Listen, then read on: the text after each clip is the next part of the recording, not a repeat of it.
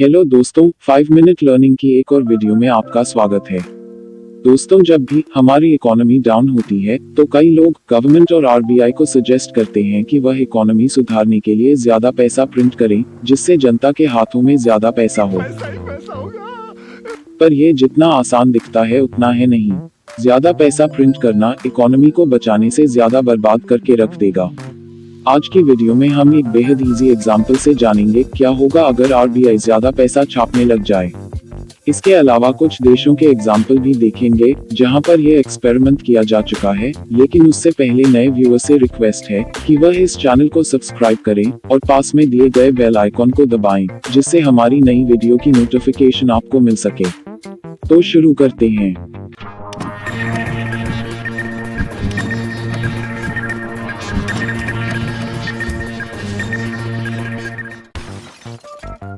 Example के लिए मान लेते हैं कि एक देश है जिसका नाम XYZ है।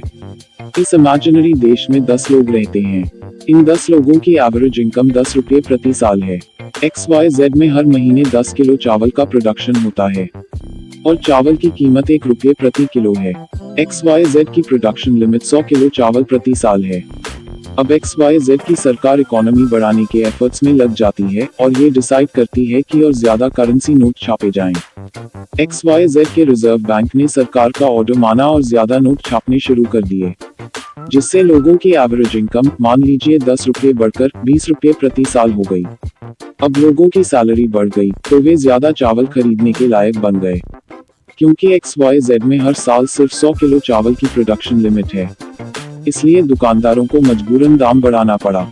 जो चावल पहले 1 रुपये प्रति किलो बिक रहा था उसका दाम बढ़कर अब 10 रुपये प्रति किलो हो गया।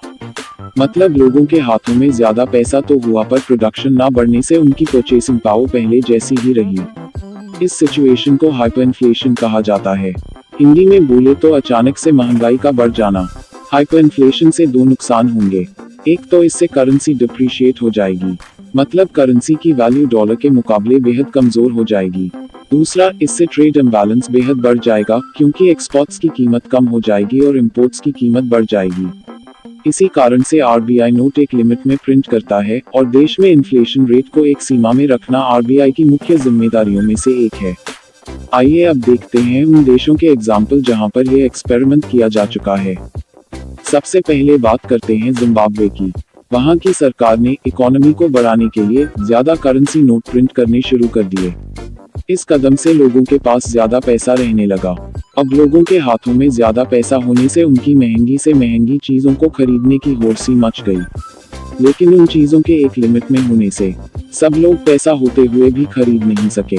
लोकल बिजनेसेस की सलाह पर जिम्बाब्वे सरकार ने सभी चीजों के दाम बढ़ा दिए। इससे हाइपर इन्फ्लेशन की स्थिति पैदा हो गई। कहते हैं इस कदम से महंगाई इतनी बढ़ गई कि एक ब्रेड के टुकड़े की कीमत करीबन 15,000 रुपये तक पहुंच गई। जिम्बाब्वे में हाइपर इन्फ्लेशन का असर इतना था कि सरकार को $1 मिलियन तक का नोट छापने पर मजबूर होना पड़ा। जिम्बाब्वे की करेंसी फॉरेन एक्सचेंज में इतनी डिप्रिशिएट हो गई थी कि सरकार को अपनी करेंसी हटाकर US डॉलर को टेम्पररी अपनाना पड़ा। लैटिन अमेरिकन देश वेनेजुएला का भी ऐसा ही हाल हुआ और फिलहाल यह देश इकोनॉमिकली तौर पर फेल हो चुका है और यहाँ पर सबसे ज्यादा क्राइम रेट है।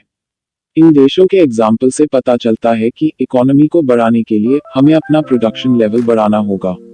एक्सपोर्ट बढ़ेगा तो देश में प्रॉस्पेरिटी आएगी। सरकार और आरबीआई को मिलकर काम करना होगा, जिससे प्रोडक्शन और करेंसी रोटेशन में बैलेंस बन सके। सिर्फ ज्यादा पैसा प्रिंट कर लेने से इकोनॉमी नहीं बढ़ेगी, क्योंकि अगर आपके पास ज्यादा पैसा हुआ और खरीदने के लिए कम चीजें, तो उस पैसे की कोई वैल्यू नहीं रह जाएगी। आज की वीडियो के लिए इतना ही। अगर आपको इस वीडियो में बताए गए किसी भी फैक्ट से आपत्ति है तो वह हमें कमेंट्स में बताइए। वीडियो पसंद आई हो तो लाइक करें, दोस्तों के साथ शेयर करें और अगर आप चाहते हैं कि ऐसी ही इंफॉर्मेटिव वीडियोस हम आपके लिए लाते रहें तो चैनल को सब्सक्राइब करना ना भूलें। तब तक के लिए आप सभी अपना ख्याल रखें। मिलते हैं अगली वीडियो में।